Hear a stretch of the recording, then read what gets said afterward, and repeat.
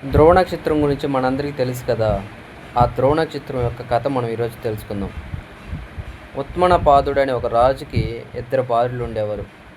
ఒకరు సునీత, ఇంకొకరు సురచి. సురచి అంటే ఆయనకి అమితమైన ప్రేమ. ఆమె చెప్పిన పనులన్నీ ఆయన చేస్తూ ఉండేవాడు. ఇద్దరికి ఇద్దరు కుమారులు ఉన్నారు. ఒకరోజు రాజు సింహాసనం మీద కూర్చున్నప్పుడు సురచి కుమారుడు వచ్చి తన తొడపైన కూర్చుంటాడు. అలాగే సునీత కుమారుడు ధ్రువుడు తండ్రి గారైన రాజు యొక్క తొడపైన కూర్చోవాలని వచ్చి తొడపైన కూర్చుంటాడు. అప్పుడు ఆయన సవితి తల్లి వచ్చి కూర్చోనీయకుండా తోసేసి, శ్రీ మహావిష్ణువు ఒక కృప నీకు కలిగినప్పుడే నువ్వు అర్హత పొందుతావని చెప్పి పంపించేస్తుంది. అప్పుడు ఏడుస్తూ అవమానంగా భావించి తన తల్లి దగ్గరికి వెళ్ళి బాధపడుతూ చెప్తాడు. తన తల్లి కూడా నువ్వు శ్రీ మహావిష్ణువు యొక్క కృపను పొందినప్పుడే గొప్పవాడు అవుతావని చెప్తుంది. ఆ బాలుడు ఎలాగైనా సరే శ్రీ మహావిష్ణువు యొక్క కృపని నేను పొందాలని తలచి ఆయన అడవుల వైపు నడుచుకుని వెళ్తూ ఉంటాడు.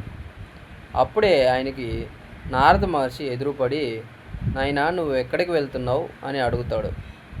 ఆయన శ్రీ మహావిష్ణువు యొక్క కృపాకటాక్షాలు కోసం బయలుదేరి వెళ్తున్నాను, తపస్సు చేయాలనుకున్నాను అంటాడు. నారద మహర్షి ఆ తపస్సుని భంగం చేయాలని మానిపించాలని చూస్తూ, తపస్సు చేయడం అనేది అంత ఈజీ కాదు, తపస్సు చేయడం చాలా కష్టం, కఠోరమైన దీక్షతో ఉండాలి అని చెప్తాడు. అయినా కానీ ఆ ధ్రువుడు వినకుండా నేను ఖచ్చితంగా తపస్సు చేయాలి, మహావిష్ణువు యొక్క కృపా కటాక్షాలు నేను పొందాలని చెప్తాడు. ఆయన సంతోషించి నారద మహర్షి యమునా నది తీరాన మధువనం అనే ఒక ప్రాంతంలో నీకు తగిన ప్రదేశం ఉన్నది, అక్కడికి వెళ్ళి తపస్సు చేసుకోమని చెప్తాడు. ఆ ధ్రువుడు అక్కడికి వెళ్ళి తపస్సును ప్రారంభిస్తాడు. ఒక నెల రోజులు నెలకు ఒకసారి అన్నం తింటాడు.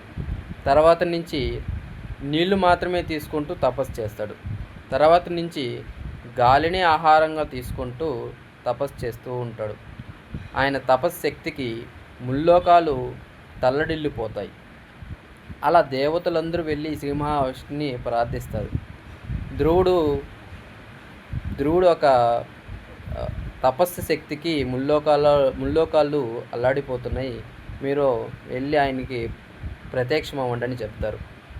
అప్పుడు శ్రీ మహావిష్ణువు భూలోకానికి వచ్చి ధ్రువునికి ప్రత్యక్షమై ఆయనకి కరుణా కటాక్షాలు ఇచ్చి 6000 సంవత్సరాలు నువ్వు ఈ రాజ్యాన్ని పరిపాలిస్తావని వరం ఇచ్చి 6000 సంవత్సరాలు పరిపాలించిన తర్వాత నువ్వు స్థిరస్థాయిగా నక్షత్రముగా మారిపోతావు అని, ఆ నక్షత్రం పేరు ధ్రువ నక్షత్రం అని చెప్పి శ్రీ మహావిష్ణువు అదృశ్యమవుతాడు. అలాగా ఒక చిన్న బాలుడు ధ్రువునిగా మారి ధ్రువ నక్షత్రంగా మారుతాడు. మనం ఏదైనా సాధించాలని దృఢ సంకల్పం మనలో ఉంటే మనం కూడా ధ్రువుడిలాగా ఒక మహోన్నతమైన వ్యక్తి అవ్వగలం. ఈ కథ నుంచి మనం తెలుసుకోవాల్సింది ఏమిటంటే, ఒక దృఢ సంకల్పంతో మనం ముందుకు కొనసాగించాలి మన జీవితాన్ని. ఈ వీడియో మీకు నచ్చితే మన ఛానల్ని సబ్స్క్రైబ్ చేసుకోండి, లైక్ చేయండి, మరి కొంతమందికి షేర్ చేయండి. ఇలాంటి మరెన్నో కథలతో మీ ముందు ఉంటాను.